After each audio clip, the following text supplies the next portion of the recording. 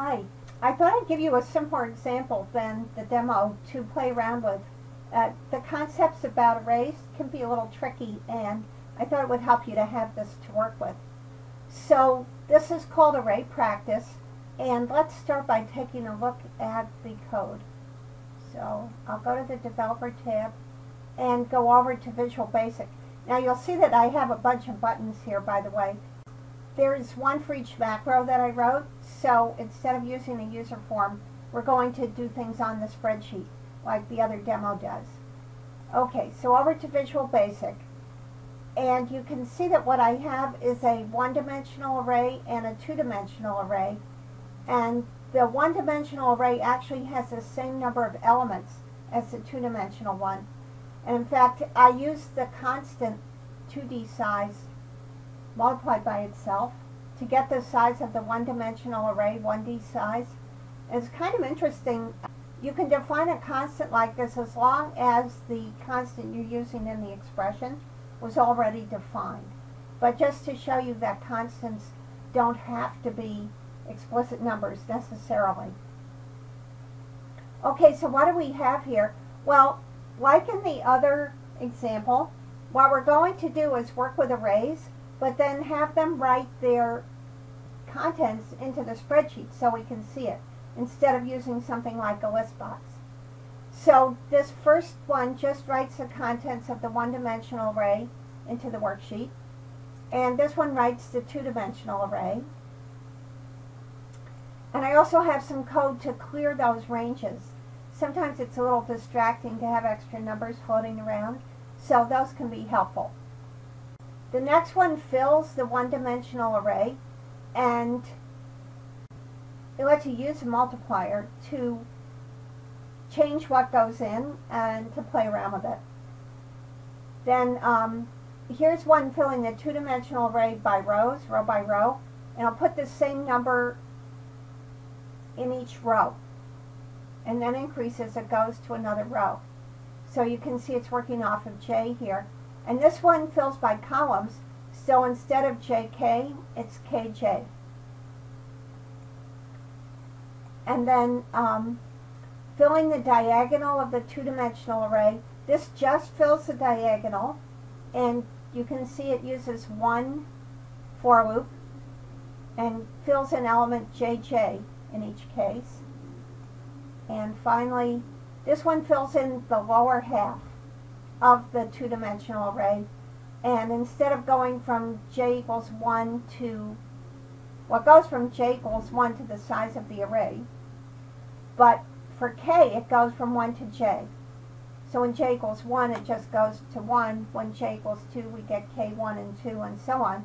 So you can just picture how it's going to fill out one more item in each row, and in the bottom row, because we have a square array, it's going to get all of them. Okay, let's go over to the spreadsheet, and the first thing I'm going to do is fill the one-dimensional array, and I'll use a multiplier of 3. Okay, nothing happened. How come? Because I filled the array, but I didn't write it onto the spreadsheet.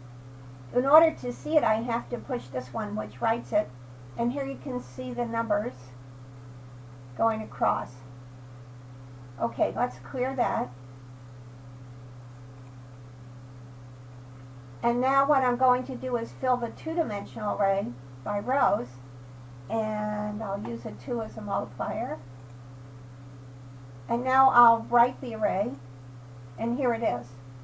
So you see that it's 8 by 8. Okay, and you can also see I filled it by rows, so each row has the same number going across.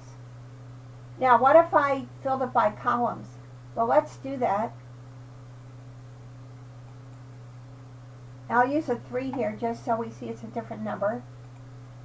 Now, nothing changed yet because I didn't write the array onto the spreadsheet. The array itself has changed, but the spreadsheet isn't changed. To change it, I have to do this. And now you see I've got the same number going down the columns. Okay, now suppose I'll clear that. suppose I want to reset that array. Then what I could do is fill the two-dimensional array, let's say by rows, and I'll use a 0 as my multiplier. And now if I write it, you see I have all zeros. Now let's try filling the diagonal only. So that's this one. And let's use 5 as a multiplier. And write the array. Okay, and now you can see going down the diagonal 5, 10, 15, 20, and so on. Alright, let's try filling the lower part of the array. And I'll use 1 as a multiplier. And now I'll write the array. And now you can see here, when j equals 1, k only went to 1. When j equals 2, k did 1 and 2. When j equals 3, it did 1, 2, and 3. And so on. And in the bottom row, j was 8, and it did all 8. Alright, I suggest you play around with this. Try it for yourself. Try different multipliers. Make sure you understand what's happening. So compare the code to what prints. And don't forget to write the array after you change it so you can actually see the changes. Then there's some interesting things you can try. This is for people who like challenges or puzzles. One thing you can try is filling the two-dimensional array from the one-dimensional array. So that would be a new macro that you would write. And the trick there is you have to do whatever size the two-dimensional array is, you have to do that many elements from the one-dimensional array, then get the next set of elements, then get the next set of elements, and so on, till you've filled the whole array. So it takes a little playing around with your for loops. It's kind of fun though, so give it a shot. The other way is also fun, where you fill the one-dimensional array from the two-dimensional array, and you can do that as well. Again, it takes some playing around and thinking about how the loops work. So if you feel confident about using these loops, go ahead and try those challenges.